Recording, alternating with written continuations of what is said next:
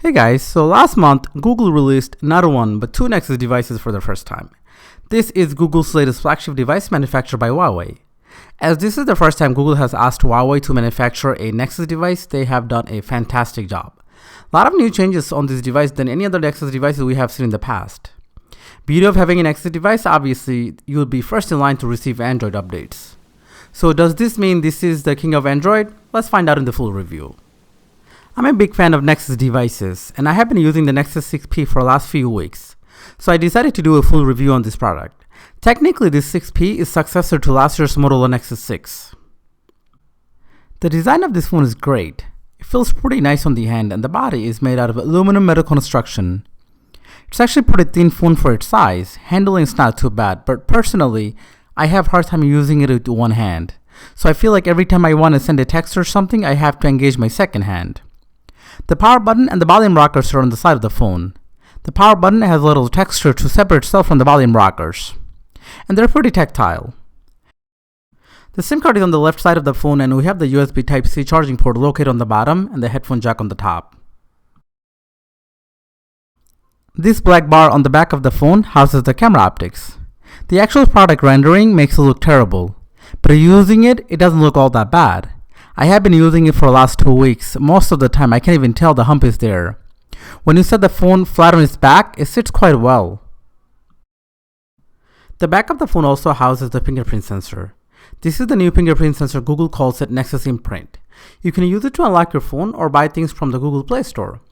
And unlocking the 6P is fast. I mean really fast. It's probably one of the fastest fingerprint sensor I have used. You can register up to 5 fingers, and setting up only takes a couple of seconds. So when you tap it once, not only it actually wakes up the device, but it also unlocks it for you. It's actually quite too fast to see your notifications.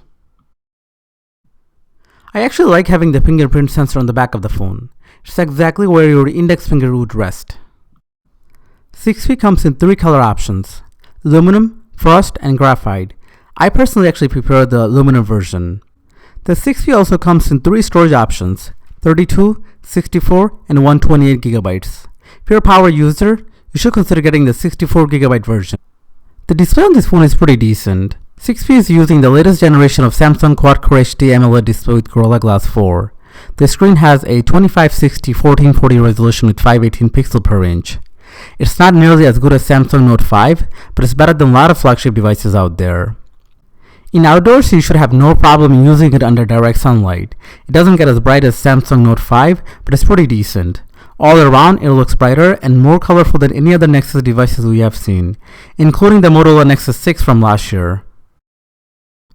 The call quality on this phone is pretty good. I have been using it on T-Mobile and AT&T. I have yet to experience any call drops or anything. I think it sounds pretty average, just like any other flagship devices out there. One of the best features about this phone is the sound quality. So the sound quality on this phone is fantastic. The phone features dual front-facing speakers. They are very loud and creates that directional sound when you're playing music or watching video. So consuming media on this phone is just amazingly good.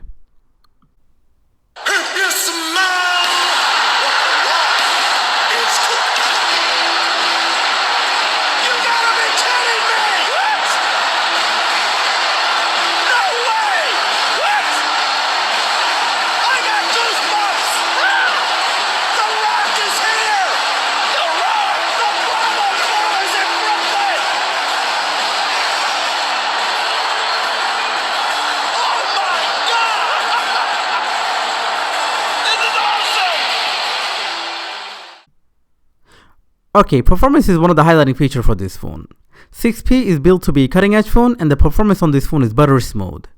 Under the hood, 6P is powered by Snapdragon 810 version 2.1, which is performing like a champ. And there is a Adreno 430 GPU coupled with 3 gigs of RAM, which make the multitasking on this phone really smooth. Being a Nexus device, the hardware is optimized for the software. It's using pure Android 6.0, so you don't have to deal with any skins from the OEM. It'll handle anything you throw at it, and I think it's one of the fastest phones I have ever used. And being a Nexus device, obviously you would always be first in line for Android updates. And while playing games, I didn't see this phone lagging or slowing down. So overall, I think performance is as good as Google is claiming to be.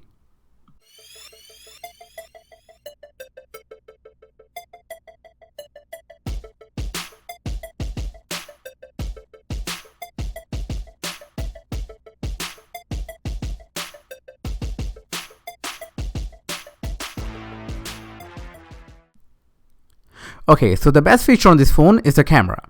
Nexus don't really have a good reputation when it comes to camera. Google is about to change that this year. The 6P features a 12.3 megapixel camera with f2.0 lens. This camera does take some great pictures and definitely better than any other Nexus devices we have seen in the past. The image quality is great and details are captured quite well. It's actually quite fast to snap a picture on this phone. And they look good. You can just double tap the power button to turn the camera on. There is no image stabilization, but if you're using it under low lights, using the HDR Plus really helps. And the camera is using a pretty basic camera app, and there aren't many manual control options here. And you probably won't miss the image stabilization unless you're recording in 4K. Here are some pictures and a video I have taken using the 6P. I think it did a great job capturing the details. And overall, I have been pretty happy with the camera performance on this phone.